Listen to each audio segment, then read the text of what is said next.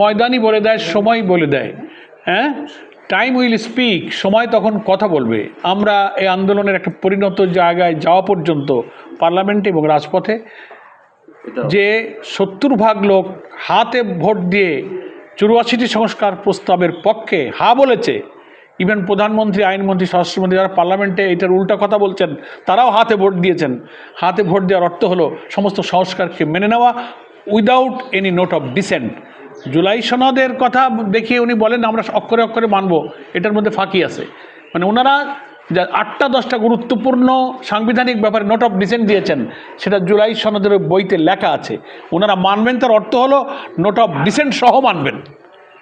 তাতে দেশের সাংবিধানিক সংস্কারের খুব গুরুত্বপূর্ণ কোনো পরিবর্তন হবে না, মৌলিক কর্তৃত্ববাদী শাসনই থেকে যাবে। কিন্তু আমরা বলছি গণভোটের রায়টা বাস্তবায়ন করো। দেখবেন খেয়াল করে, কখনো কিন্তু সরকারি দলের নেতারা মন্ত্রীরা বলে না যে আমরা গণভোটের রায় অক্ষরে অক্ষরে মানব। ওনারা জুলাই সনদ বলেন, জুলাই সনদের গণভোট কোনো আলাদা করে ফেলেছেন। কারণ জুলাই সনদের তো নোট অফ ডিসেন্ট আছে, কিন্তু গণভোটে কোনো নোট অফ ডিসেন্ট নাই। 70% লোক নোট অফ ডিসেন্ট মানে নাই, ওনারা নোট অফ ডিসেন্ট সহকারে জুলাই সনদ মানতে চান। তার অর্থ হলো সংস্কারের একেবারে সাংবিধানিক পদ, আইনি বিষয়, আপার হাউস, গুরুত্বপূর্ণ সাংবিধানিক বিষয়গুলো ওনারা নোট অফ ডিসেন্টসের মানতে চান না।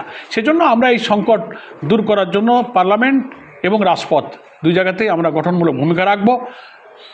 এরপরে শেষ পরিণতি কতদূর যায় সেই সময়ের কথা আমরা তখন বলতে পারবো ইনশাআল্লাহ। ধন্যবাদ, আমরা শেষ করতে পারি।